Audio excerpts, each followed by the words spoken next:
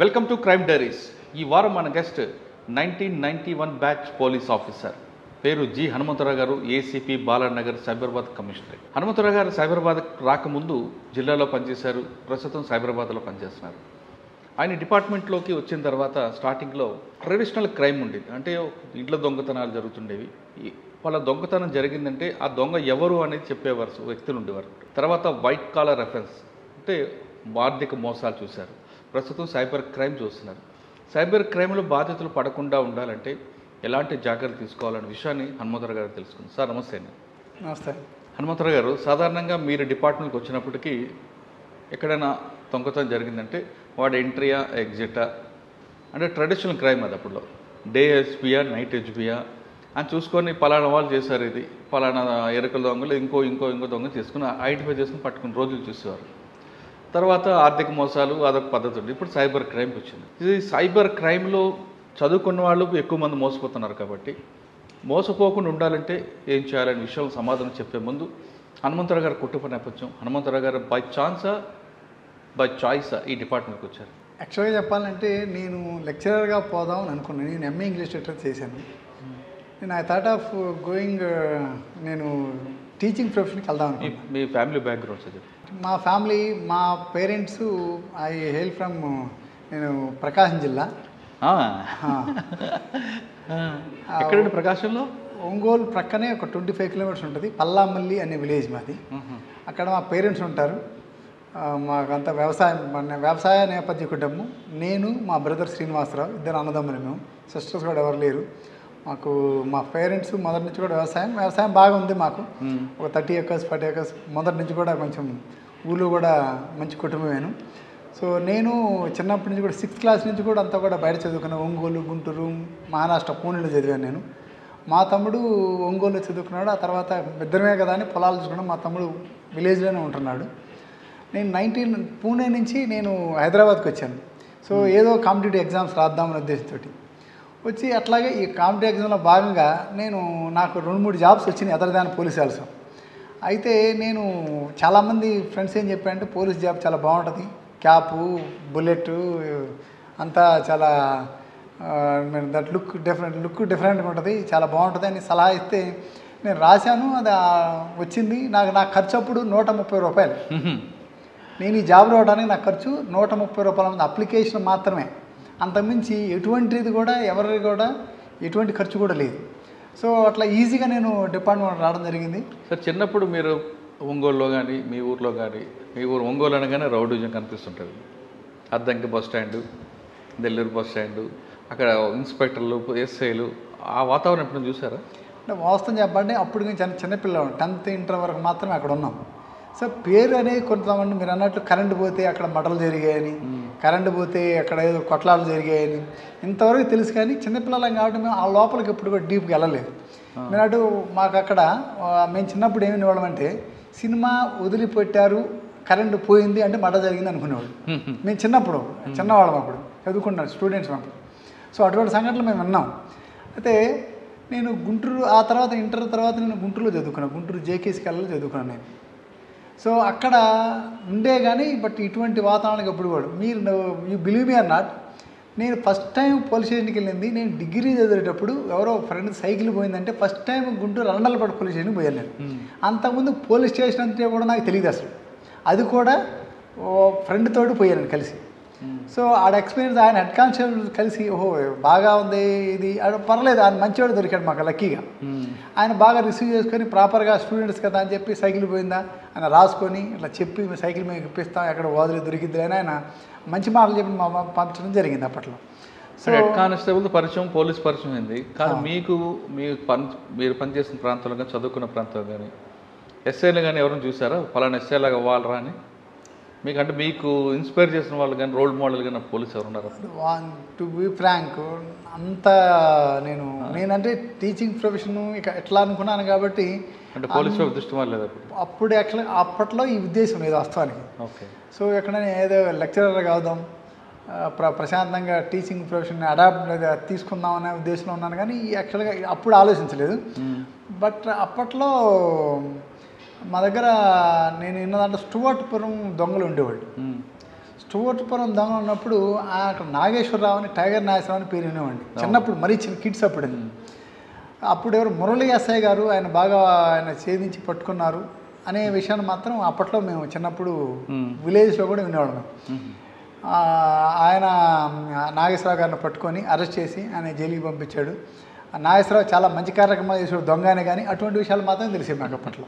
అచ్చా, 130 రూపాయలతో అప్లికేషన్ కొన్నారు, వేశారు. ఫస్ట్ అటెంప్ట్ కొట్టారా? First attempt. నాకు ఇక తర్వాత ఏం లేదు, ఫస్ట్లోనే వచ్చింది. దీంతో పాటు 2-3 బ్యాంక్ ఆఫీసర్ జాబ్స్ కూడా వచ్చినాయి నాకు, కానీ అటు కూడా పోలేదు నేను. ఎందుకంటే లెక్చరర్ అవుదాం అనుకుని మరి ఎందులోకి ఎందుకు వచ్చారు?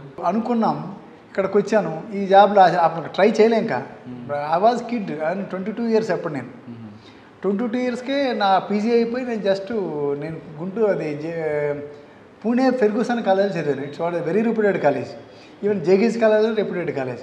అక్కడ చదివి నేను ఇక్కడికి వచ్చి చూద్దాం అనుకునేసరికి ఏదో నాకు పెద్ద టైం కూడా లేదు. ఓన్లీ విదిన్ స్పాన్ ఆఫ్ 3 మంత్సే నా పీజీ అయిపోయింది. నేను హైదరాబాద్ వచ్చాను, 3 మంత్స్లో రాశాను, వచ్చింది లక్కీగా. ఆ టైం కరెక్ట్ నోటిఫికేషన్ పడింది. ఫస్ట్ పోస్టింగ్ ఎక్కడ ఇచ్చారు ట్రైనింగ్ అయిన తర్వాత? ఫస్ట్ పోస్టింగ్ సంగారెడ్డిలో వేసాను. సంగారెడ్డి. మీకు SP and first SP? First SP Malakonda sir. తర్వాత సాంబశివరావు గారా? లేదు, ముందే నేను ఉన్నప్పుడు మాలకొండ సార్ ఉన్నాడు, అంతకుముందు సాంబశివరావు సార్ ఉన్నాడు. ఏం నేర్చుకున్నారండి మాలకొండ గారు? ఆయన చాలా పేషెన్స్, అది ఇంపార్షల్గా ఉండేవాళ్ళు. ఆయన ఎంత ఓపిక అంటే అప్పుడు బాగా ఎఫెక్టెడ్ ఏరియా, నక్సలైట్స్ బాగా ఎఫెక్టెడ్ ఏరియా. ఆయనతో పాటు మేము కూడా వెళ్ళేవాళ్ళం. వెళ్ళినప్పుడు ఆయన ముందుండేవాడు లీడర్గా, ముందుండి నడిపిస్తూ వెపన్ ఆయన క్యారీ చేస్తూ, ఒక ఎస్పీ అయ్యండి వెపన్ క్యారీ చేస్తూ ఆయనంతగా మేము వెళ్ళాడు. సో ఆయన చూసి లీడర్షిప్, లీడర్ అంటే ఎట్లుండాలి, లీడ్ చేయాలి మొత్తం టీంని కూడా. ఆయన చూసి మాత్రం లీడర్షిప్ క్వాలిటీస్ గురించి నేర్చుకున్నాను. మీరు ఫస్ట్ పొజిషన్ సంగారెడ్డి, మీకు వెళ్ళిన తర్వాత మెయిన్ ఛాలెంజ్ ఏమొచ్చింది? అంటే అక్కడ అట్లా ఉండేదంటే కొంచెం ప్రాంతం కొత్త, కంప్లీట్ మేము కోమింగ్ కన్నీ వెళ్ళేవాళ్ళం, complete remote area. So night time కూడా లేట్ అవర్స్ వరకు 12-1 గంట వరకు కూడా కోమింగ్ కన్నీ తీసుకెళ్ళేవాడు. అక్కడ కనీసం మంచినీళ్ళు కానీ, కనీసం తిండి కానీ, టిఫిన్లు కానీ ఉండవు అసలు ఆ ఏరియాలో. మార్నింగ్ టైం అక్కడ బ్రేక్ఫాస్ట్ ఏంటంటే మిర్చి బజ్జీలు బ్రేక్ఫాస్ట్. సో వాటితోటే లేదంటే చాయ్ మిర్చి బజ్జీ ఈ మాత్రమే ఉండేవి. ఇక్కడ మేము వెళ్ళిన ప్రాంతం తూఫాన్ ఏరియా కానీ, నర్సాపూర్ ఏరియా కానీ అటు ప్రాంతాలు ఉంటే అవి ఉండేవి అనమాట. సో మేము చాలా చెప్పండి అబ్స్టికల్స్ని బాగా ఫేస్ చేసాం, హార్డ్ టైంలోనే వర్క్ చేసాం మేము. ఇప్పుడు చాలా ఫ్రీ అయిపోయింది, కానీ అప్పటి కాలంలో మేము సంగారెడ్డి నుంచి ఒకవేళ పొరపాటున ఎక్కడ సిద్దిపేట రావాలంటే నర్సాపేట ఫారెస్ట్ నుంచి సిద్దిపేట అంటే భయపడి ఏదైనా బందోబస్తుగా అటు వెళ్ళాలంటే సంగారెడ్డి నుంచి హైదరాబాద్ వచ్చి, హైదరాబాద్ నుంచి గజ్వేల్ మీదుగా సిద్దిపేట వెళ్ళాడు. అంటే ఎఫెక్టెడ్ ఏరియా బ్లాస్టింగ్ చేస్తారు. నర్సాపూర్ అంతా బెల్ట్ కదా, నర్సాపూర్ అంతా అప్పుడు బెల్ట్ ఉండేది. సో అట్లా 92-93 వరకు అట్లా. మీరు చేసిన కోంబింగ్ ఏరియాలో ఎప్పుడైనా ఛాలెంజ్ వచ్చాయా అక్కడ? అటాక్ అవ్వడం కానీ? నేను ఉన్న టైంలో రామాయంపేట పోలీస్ స్టేషన్, అంటే నేను సంగారెడ్డి నుండి రామాయంపేట పోలీస్ స్టేషన్ బ్లాస్ట్ అయింది. అప్పుడు నేను అదే సేమ్ మీరు చెప్పినట్లు నేను సంగారెడ్డి నుంచి హైదరాబాద్ వచ్చి, హైదరాబాద్ నుంచి రామాయంపేట రీచ్ అయ్యి. సో అప్పుడు ఎస్పీ గారు, నేను యంగ్ కాబట్టి మేము కూడా పరిగెత్తుకుంటూ ఉరుకుతూ వెళ్ళేవాళ్ళం. ఆ సార్ కూడా అప్పుడు ఆ టైంలో కరెక్ట్గా రీచ్ అయ్యి అక్కడ వాళ్ళకి ధైర్యం చెప్పి, అక్కడ ఎస్ఐ గారిని కూడా వాళ్ళ కస్టడీలో తీసుకుంటే ఆ తర్వాత వాళ్ళని మేనేజ్ చేసి మాట్లాడి వాళ్ళని విడిపించి చేయటం జరిగింది. అప్పుడు సంగారెడ్డి తర్వాత అండి నేను ఆ తర్వాత ఒంగోలు పీటీసీకి వెళ్ళిపోయాను. ఎందుకు? ట్రైనింగ్ అంటే నాకు టీచింగ్ ప్రొఫెషన్ ఇంట్రెస్ట్ అని చెప్పాను కదా. సో అట్లా నేను సెకండ్ పోస్టింగ్లో ఒంగోలా? సెకండ్ పోస్టింగ్ ఒంగోలు అక్కడ నేను దాదాపు ఒక 2-3 వేల మందికి ట్రైనింగ్ ఇచ్చి ఉంటాను కానిస్టేబుల్స్కి. స్కూల్కి వెళ్ళకుండా ఈ విధంగా ఇచ్చారా? అచ్చా, ఒంగోలు పీటీసీలో నా శిష్యులు ఇప్పుడు ఆల్మోస్ట్ వాళ్ళు రంగారెడ్డి, మెదక్, నిజామాబాదు, ఈవెన్ వరంగల్, వైజాగ్, తిరుపతి ఇదంతా కూడా నా శిష్యులు ఉన్నారు కానిస్టేబుల్స్. ఎక్కడ పోయినా కనీసం ఒక రికగ్నిషన్ ఏంటంటే నేను ఎక్కడ పోయినా కానీ సో మా సార్ మాకు అప్పుడు కొన్ని పాఠాలు చెప్పారని గుర్తుపెట్టుకుంటారు. కానీ బాగుంటుంది కదా సార్, అది మామూలు లాంటి కన్నా మనకి ఒక్కసారి కనుక టీచింగ్ ప్రొఫెషన్ కనుక అలవాటైతే మనం బయటికి రావడానికి ఇష్టపడం. మీకు ఫర్ ఇన్ఫర్మేషన్, ఇంకా నేను ఇన్స్పెక్టర్ అయిన తర్వాత అంబర్పేట పీటీసీలో 7 సంవత్సరాలు పనిచేసా, అదే మన టీచింగ్ ప్రొఫెషన్లో. సో అంటే ఇంట్రెస్ట్ కాబట్టి 2011 నుంచి 2018 వరకు మళ్ళీ ట్రైనింగ్ కాలేజీలో ఉన్నాను నేను. అంటే చెప్పి బయటకు వచ్చిన తర్వాత స్టూడెంట్స్ కనబడినప్పుడు వాళ్ళు చెప్తున్న మాటలు వింటే చాలా ఆనందం ఉంటుంది. చాలా ఆనందం సార్. నాకు తెలియకుండానే చాలామంది ఎస్ఐస్ సార్ మీ దగ్గర మేము ట్రైనింగ్ అయ్యాం సార్, మీరు నాకు గుర్తుపట్టలేదు సార్ అంటారు. అప్పుడు మనకు చాలా ఆనందం వేస్తుంది. మీకు తరినట్టుకంటే కూడా పర్లేదు, మనల్ని కనీసం మనం మర్చిపోయినా మనం గుర్తు చేసి మీరు ట్రైనింగ్ ఇచ్చారు సార్ అని వాళ్ళు రికగ్నైజ్ చేస్తానని చెప్పి చాలా హ్యాపీగా ఫీల్ అవుతాం. ఒంగోలు పీటీసీలో ఎంతకాలం పనిచేస్తారండి? నేను ఆల్మోస్ట్ ఆల్ 1994 నుంచి 1998 వరకు చేశాను. తర్వాత మళ్ళీ రంగారెడ్డికి వచ్చాను. రంగారెడ్డిలో నేను మళ్ళీ ఇక్కడికి వచ్చిన కొంతకాలం తర్వాత నాకు నవాపేట పోలీస్ స్టేషన్ ఇచ్చారు రంగారెడ్డి జిల్లాలో. రంగారెడ్డి జిల్లాలో అది రూరల్ ఏరియా. అప్పుడు కొంచెం ఈ నక్సలైట్స్ ప్రభావం కూడా తగ్గింది అప్పటికి. అంటే నవాపేటలో నక్సలైట్స్ ప్రభావం లేకపోయినా బాణామతి బాగుండేవి, ఇవన్నీ కూడా ఎక్కువ ఉంది కదండి. ఆ బాణామతిని ఒకరొకరు నమ్మటం, ఈ నాలుకలు కోయటం. అయితే దానికప్పుడు మేమేం చేసామంటే ఆల్ ఇండియా రేడియోలో ఒక ఇంటర్వ్యూ ఇచ్చాం. అప్పటి కాలంలో ఆల్ ఇండియా రేడియోలో ఒక ఇంటర్వ్యూ ఇచ్చాం. ఇట్లా నమ్మొద్దు, ఈ మూఢనమ్మకాలు. కందుకూరి వీరేశలింగం పంతులు గారు చెప్పారు, దేవుడు ఇచ్చిన ప్రతిరోజు మంచి రోజే మనకి. అది రోజులే మంచి అయినప్పుడు వాళ్ళు చెడ్డ చేస్తారు, వీళ్ళు మంచి చేస్తారని ఎట్ట అనుకుంటాం. అందరం మనుషులమే. అది అపోహలు మాత్రమే, నమ్మకాలు మాత్రమే. ఒకటి నమ్మకాలను నమ్మొద్దు అని. దాంతో పాటు కంప్లీట్గా రూరల్ ఏరియా కాబట్టి విలేజ్లో ప్రతిరోజు అక్కడ తక్కువ పని ఉండేది వాస్తవంగా. అక్కడ నెలకి 10-15 కేసులు మాత్రమే అయ్యాయి. సో ఆ టైంలో మేము ఏం చేసేవాళ్ళమంటే ఆ ఊర్లో విలేజ్కి వెళ్ళి చెప్పాక మాకు చెప్పడం అంటే ఇంట్రెస్ట్ అని. సో కాబట్టి అక్కడికి వెళ్ళి వాళ్ళందరితో ఇంటరాక్ట్ అయ్యేవాడు రైతులతోటి. రైతులు చెప్తుంటే వాళ్ళు వ్యవసాయం చేసేటప్పుడు ఎట్లా చేసుకోవాలి, వాళ్ళు వచ్చినా కూడా అప్పుడు కూడా వాళ్ళు చిన్న చిన్న ఇష్యూస్ తోటి వస్తే కూడా వాళ్ళ కేసులు కూడా తొందరపడి చేసేవాడు ఆ కాలంలో. వాళ్ళు తర్వాత పోయిన తర్వాత అరే కేసులు చేయలేదు సారు, కేసులు చేస్తే చాలా ఇబ్బంది పడేవాడు అని అప్పట్లో ఆ కాలంలో. అంటే ఈ కాలం అది కుదిరేది కాదు, ఆ కాలంలో నడిచింది అది. ఎవరండి అప్పుడు ఎస్పీ మీకు? అప్పుడు ఎస్పీ రామచంద్ర సార్ అండి. అప్పుడు ఆ ఫోన్ కూడా సరిగ్గా వచ్చాయి కదా అప్పటికి. అప్పుడు కూడా ఫోన్లు సరిగ్గా పనిచేసేవి. అప్పుడు మీకు డిఎస్పీ గురుచరణ్ దాసా? గురుచరణ్ దాస్ అండి. వికారాబాద్ ఉండేవారు. వికారాబాద్ ఉండేవాడు. సో అట్లా వాళ్ళ అవేర్నెస్ విలేజ్కి వెళ్ళటం, స్కూల్స్కి వెళ్ళటం, ఇంటరాక్ట్ కావటం, టీచర్స్ ఇంటరాక్ట్ కావటం, అట్లా మనం కొంచెం అవేర్నెస్ క్రియేట్. జానపద కళాకారులు వాళ్ళ ప్రోగ్రామ్ కూడా పెట్టించేవారు కదా. వాళ్ళ ప్రోగ్రామ్స్ పెట్టించడం, దాంతోపాటు మన జ్యుడిషియరీకి సంబంధించిన అవేర్నెస్ క్యాంపులు కూడా పెట్టేవాడు. సో అట్లాగూ ఒక నవపేట గ్రామంలో పెడితే ముందు ఓన్లీ డిస్ట్రిక్ట్ జడ్జి గారు వస్తున్నారు. చాలామంది గ్యాదర్ చూసి ఏందో పొలిటికల్లోకి వచ్చినట్టు వచ్చారు, ఏందా ఎంతమంది వచ్చారని చెప్పి హైకోర్టు జడ్జి గారు కూడా వచ్చారు. వచ్చి ఆయన కూడా అటెండ్ అయ్యి లీగల్ అవేర్నెస్ క్యాంపులో ఆయన కూడా పార్టిసిపేట్ చేశారు అప్పట్లో.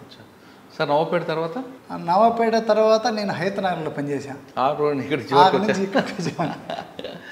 ఇక్కడ దొంగతనాలు బాగుండేవి కదండి అప్పట్లో. డకాయిట్లు ఉండేవి, ఇలా అన్నోన్ మర్డర్స్ ఉండేవి, రోడ్ యాక్సిడెంట్స్ ఉంటాయి. మీకు బాగా గుర్తుండిపోయిన కేసు చెప్పండి. అక్కడ మర్డర్ కంటే కూడా ఒక చీటింగ్ కేసు అనేది చంద్రమౌళి అనేవాడు, ఒక చంద్రమౌళి రెడ్డి అనే ఒక ఉండేవాడు.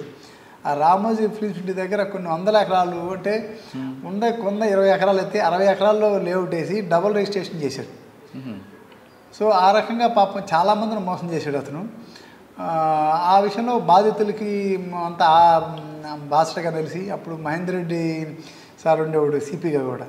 వాళ్ళకంతా కూడా ఒక బాధితుల సంఘం లాగబెట్టి వాళ్ళందరిని పిలిపించి ఎవరైతే ఈ చీటింగ్ చేశాడో వాళ్ళతోంతా మాట్లాడి ఎంతో కొంత వాళ్ళకి సార్ ద్వారా ఆ టైంలో వాళ్ళకి పసుమమ్మలది కాదు, అది రామోజీ ఫిలిం సిటీ పక్కనే ఆనుకొని ఉంటుంది. అబ్దుల్లా పర్మిట్. తర్వాత అండి? ఆ తర్వాత నేను గట్కేసర్ వేసాను. గట్కేసర్ చాలా ప్రశాంతమైన ప్రదేశం. అక్కడ కొంతకాలం చేశాను. ఆడంతా అన్నీ ప్రశాంతంగా ఉండే, చిన్న చిన్న ఇష్యూస్ ఉంటాయి కానీ అంత పెద్దగా మర్డర్ అయ్యానే చిన్న చిన్న పెట్టి ఇష్యూస్ కోసం మర్డర్ అయ్యాయి. ఆర్గనైజ్డ్ క్రైమ్ కాదు. ఆర్గనైజ్డ్ క్రైమ్ కాదు. దొంగతనాలు ఎక్కువ కదండి అక్కడ. అప్పటికి కొంచెం తగ్గుముఖం పట్టినాయి. ఇది 2004 కొద్దిగా తగ్గుముఖం పట్టి నేను అక్కడ కొంతకాలం చేసిన తర్వాత నేను మళ్ళీ సరూర్ నగర్కి ట్రాన్స్ఫర్ అయ్యాను. సరూర్ నగర్లో కొంతకాలం పనిచేశాను. అక్కడ కూడా ఒక పెద్ద స్కామ్ ఉంది. అది కూడా సూర్య రియల్ ఎస్టేట్స్ అని. వాడు సెట్ భూమి లేకుండా కొన్ని వేల మందికి భూములు అమ్మాడు. సో దాంట్లో కూడా మేము అప్పుడు మహేందర్ రెడ్డి సార్ ఉన్నప్పుడు వీళ్ళందరూ బాధితులందరూ కూడా ఒక ప్లాట్ఫామ్ ఏర్పడి అందరినీ పిలిపించి మాట్లాడని చెప్పారు. మేము ఒక ఫంక్షన్ హాల్ తీసుకొని మాట్లాడితే కనీసం పెళ్లి కంటే ఎక్కువ మంది వచ్చారు దాన్ని. వాడు బాధితులు. సో పాపం బాధ వస్తుంది, బాధ వేసేది బాగానే. కానీ అయితే కేసు రిజిస్టర్ చేసాం మేము. సరూర్ నగర్లో కొన్ని, హయత్ నగర్లో కొన్ని. అంటే అది ఆఫీస్ ఏమో సరూర్ నగర్లో ఉండేది, అతను రిజిస్ట్రేషన్స్ అన్నీ జరిగే కదా హయత్ నగర్లో ఉండేవి. అప్పుడు ఎవరైతే ఈ ఇన్వాల్వ్మెంట్ అయ్యాడని చెప్పి ఎస్ఆర్ఓ ఉంటాడు, రిజిస్ట్రార్ని కూడా అక్యూజ్గా మేము చేసి రిజిస్ట్రార్ని కూడా అరెస్ట్ చేయడం జరిగింది. అప్పుడు సార్ మీరు సరూర్ నగర్లో పనిచేసిన టైంలోనే అట్రాక్షన్ డైవర్షన్ గ్యాంగ్ ఉండేది. అవును. ఆ గ్యాంగ్ కోసం మీరు పడ్డ కష్టం సార్ చెప్పండి. అటెన్షన్ డైవర్షన్ మేము అప్పట్లో స్నాచింగ్ జరిగిందంటే మేమే చేసినట్లు లేచి నుంచున్నాం సీట్లో నుంచి. ఎందుకంటే మాకు ప్రెజర్స్ అట్లా ఉండే. అంటే ఆఫీసర్స్ కూడా వాళ్ళు సదుద్దేశంతో చెప్పేవాళ్ళు, చెడు ఉద్దేశం కాదు. మాకు ఆ రకంగా ఇన్స్ట్రక్షన్స్ ఇస్తే ఆ భయానికి మేము కూడా ఏం చేసేవాళ్ళం అంటే ఇమ్మీడియట్గా ఏరియాలోకి వెళ్ళి అన్నీ కూడా టీంలు ఫామ్ చేసి ఎక్కడికక్కడే క్రైమ్ ఎస్ఐ ఒక సైడ్ ఎంతమంది అయితే లా అండ్ ఆర్డర్ ఎస్ఐ అంతమంది లా అండ్ ఆర్డర్స్ ఎటైతే వాళ్ళు విత్డ్రా కావడానికి అవకాశం ఉన్న ప్రతి రూట్ కూడా ముగ్గురు మఫ్టీలు పంపించి వెహికల్ చెకింగ్ చేసి అట్లా పట్టుకున్న సంఘటనలు కూడా ఉన్నాయి. అది కాకుండా మీకు అప్పుడు ఇన్స్పెక్టర్ చంద్రశేఖర్ గారు ఉండేవారు. అవును. ఆయన మీరు మీ టీం అంతా కలిపి వెంకటేశ్వరులు ఇంకొక ఎస్ఐ ఉండేవారు. మీరే ఒక డెమో చేసి ఇచ్చారు, గుర్తుందా? ఆ టైంలో చాలా కార్యక్రమాలు చేసాం, కొన్ని సమయాల్లో బ్లేమ్ కూడా అయ్యాం. సో రకరకాల బట్ అఫ్కోర్స్ తర్వాత అది కాదని ప్రూవ్ అయింది. మీరు అన్నట్టు కొన్ని లైఫ్లో మనకి సంబంధం లేని విషయాలు కూడా. కానీ బ్లేమ్ అనవసరంగా అయ్యారు కదండి, అనిపిస్తుంది. 100% అనవసరం. నాకు అసలు సంబంధమే లేని విషయం అది అయ్యాం. But I came out with clean chit అదట్టు డిపార్ట్మెంట్ ద్వారానే. So after enquiry clean chit ఇచ్చారు. కరెక్టే. కానీ ఆ రోజు ఆ డ్యామేజ్ మాత్రం మీరు అన్నట్టు ఆ డ్యామేజ్ రికవర్ కావటం. బట్ వన్ థింగ్ ఏంటంటే నాకు ఒక గుడ్డో బ్యాడ్ నాకు తెలియదు, కానీ నాకు డిపార్ట్మెంట్లో మంచి పేరు ఏంటంటే అయ్యో పాపం వాడు అటు చేస్తాడా అనే పేరు అయితే ఉంది.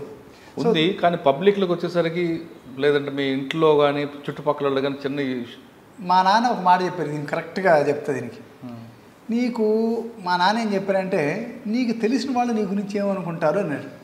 నీకు తెలిసిన వాళ్ళు నీ గురించి ఏమనుకుంటారు, నీ గురించి చెడ్డగా అనుకుంటారా మంచిగా అనుకుంటారా అడిగారు. నా గురించి మన తెలిసిన వాళ్ళు అయితే ఊరు చెడ్డగా అనుకోరు నాన్న అన్న. మరి తెలియని వాళ్ళ గురించి నీకు ఎందుకు అన్నాడు ఆయన. ఇప్పుడు మంచి చెడ్డ ప్రతి చోట ఉంటుంది. తెలిసిన వాళ్ళు నువ్వు చెడ్డగా అనుకుంటే నువ్వు తప్పు చేసినట్టు, తెలియని వాడు చెడ్డగా అనుకుంటే నీకు సంబంధం లేని విషయం. సో దాన్ని నువ్వు రిపేర్ చేయలేవు, అందరూ ప్రతి ఒక్కరి దగ్గర నువ్వు చెప్పలేవు. మంచి మాట చెప్పారు ఆయన. అందుకని ఆయన అంతకుముందు నేను కొంచెం గిల్టీ ఫీల్ అయ్యండి, అది ఎవడండి అనుకుంటాడు అని. ఆ తర్వాత ఆయన మాట చెప్పిన తర్వాత చాలా ధైర్యంగా ఫీల్ అయ్యాను. నాన్న చెప్పిన తర్వాత ఇంకా మనకి తిరిగే ఉంది అంతే కదా. నాన్న అమ్మ చెప్పిన తర్వాత ఓకే. సరూర్ నగర్ తర్వాత ఎక్కడికి వచ్చారండి? సరూర్ నగర్ తర్వాత నేను కొంతకాలం నిజామాబాద్ ఒక పోస్టింగ్ చేశాను, కోటగిరి పోలీస్ స్టేషన్లో షార్ట్ పీరియడ్. ఆ తర్వాత సుల్తాన్ బజారు, ఆ తర్వాత ప్రమోషన్ వచ్చింది. ఆ తర్వాత ప్రమోషన్ తర్వాత ఆల్మోస్ట్ ఆల్ 11 నుంచి 18 పీటీసీలోనే పనిచేశాను. సార్ కోటగిరిలో ఎలాగుంటుంది క్రైమ్ కల్చర్? అక్కడన్నీ అదంతా కూడా సెటిలర్స్ అంతా కూడా ఆంధ్ర నుంచి సెటిల్ అయిపోయిన వాళ్ళు ఉంటారు అక్కడ. కోటగిరి అంటే జస్ట్ మనకి బోర్డర్, మన మహారాష్ట్ర బోర్డర్. అక్కడ అన్ని చిన్న ఇష్యూస్ ఉండేవి. ఈ రైతులు చిన్న కొట్లాడుకోవడం, చిన్న దొంగతనాలు. ఆ తర్వాత రైస్ అప్పట్లో నేను పోయేసరికి అది లేదు ఆ కల్చర్. అంతకుముందు ఎట్లుండేదంటే ఇప్పుడు మనకు ఆంధ్ర యునైటెడ్ ఏపీ ఉన్నప్పుడు ఇక్కడ నుంచి ఆ మహారాష్ట్రకి రైస్ని తీసుకుపోయాడు దొంగతనంగా. అక్కడ ఎక్కువ రేటుకి అమ్ముకునేవాడు. కానీ నేను పోయేటే ఇంకా అది కూడా ఏం లేదు యాక్చువల్గా. ప్రశాంతమైన ఏరియా అప్పుడు నేను పోయేసరికి ప్రశాంతమే, పెద్ద ఇష్యూస్ ఏ ఉండేవి కాదు అక్కడ. కోటగిరి తర్వాత సుల్తాన్ బజార్ షార్ట్, ఈ రెండు కూడా చాలా షార్ట్ పీరియడ్. తర్వాత అండి ఆ తర్వాత ప్రమోషన్, ఆ తర్వాత పీటీసీ ఆల్మోస్ట్ ఆల్ 7 years. పీటీసీలో ఎలాగుంటుందండి మీకు? నేను బాగా ఎంజాయ్ చేసే ప్రదేశం ఏంటంటే ఆ పీటీసీని. ఎందుకంటే నాకు టీచింగ్ కొంచెం ఇంట్రెస్ట్, పైగా నాకు చెప్పాలనే ఆనందం ఎక్కువగా ఉంటుంది నాకు. ఇది పిల్లలకి ఏదైనా ప్రిపేర్ నేను 1 గంట చెప్పాలంటే నేను 2 hours ప్రిపేర్ అవుతాను. ఎందుకంటే అది ఎప్పుడు కూడా మనం చెప్పేది ఇంటాక్ట్గా వాళ్ళకి చేరాలి. అప్పుడే మనల్ని వాళ్ళు గుర్తుపెట్టుకుంటారు. మనం గుర్తుపెట్టుకోవాలంటే మనం వాళ్ళకి బాగా టీచ్ చేయగలగాలి అని మనసులో బాగా అనుకొని ప్రిపేర్ అయ్యి బాగా వెళ్తాం. సార్ అంబర్పేట పీటీసీ అనగానే మంచి పేరు ఉందండి, అంత డౌటే లేదు. కానీ హాస్టల్ విషయంకి వచ్చేసరికి కొంతమంది ఆఫీసర్లు కొల్యూట్ అవుతారనేది వార్త ఉంది. అంటే సో హ్యాపన్స్, నేను కాదని చెప్పను, అవునని చెప్పను. ఎందుకంటే మేము ఓన్లీ నేను ఐ నెవర్ మెస్ ఇన్ఛార్జ్ కానీ అటువంటి ఇప్పుడు నేను పనిచేయలే. యాక్చువల్గా ఉన్నంతకాలంలో కూడా నేను ఓన్లీ మా టైమింగ్స్ ఉంటాయి. మాకు 9 o'clock స్టార్ట్ అవుతాయి, 5 o'clock క్లాసులు జరుగుతాయి. మాకు ఒకరోజు 3 క్లాసులు ఉంటాయి, ఒకరోజు 4 క్లాసులు ఉంటాయి, ఒకరోజు 2 క్లాసులు ఉంటాయి.